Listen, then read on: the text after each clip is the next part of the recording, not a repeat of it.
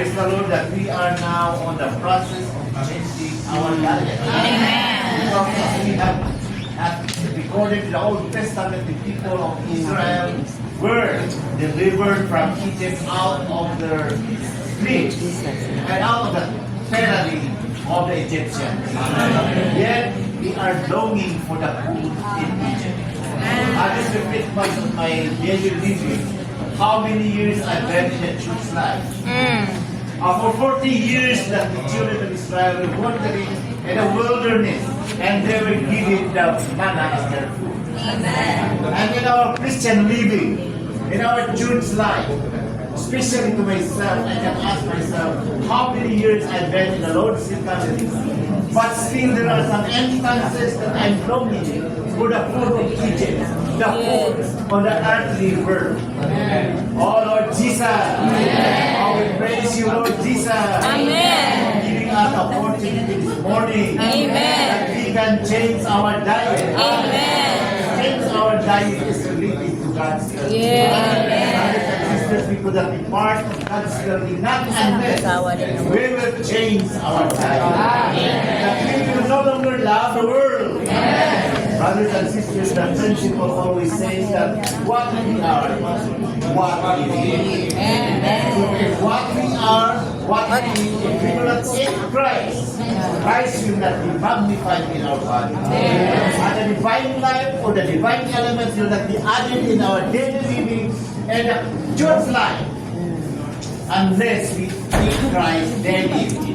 Praise the Lord that we have to change our nature. The Lord wants to change our nature. Change our nature of loving the world. Loving the children. Praise the Lord that this change of nature is God's God's willing. This is what the Lord wants us, that we have to change our nature. Because we have been constituted with the things in the world. So we have to love the word of the Lord. We have to love God's word. Because this is the only way that we will be constituted with Christ and more elements of Christ will be added unto us. Praise the Lord that it says here, brothers and sisters, that whatever we eat of Christ, this become our eternal memorial. Because this constitution will not cease anymore. But in our experience, there are instances that we will be short days of these elements, these divine elements.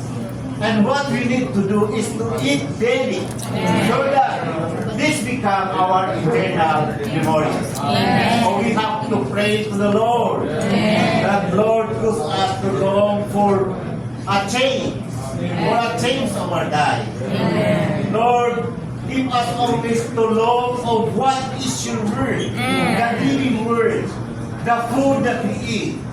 You are the bread of life. So praise the Lord that this is always our case, brothers and sisters. That we have to recall all the days in our Christian life, that we can reflect that each living of our Christian life belongs to the Lord. Loving the Lord. And especially that we had to go on advance on this year 2025, that what we did or what we have in the year 24, there must be a reconstitution of the divine element.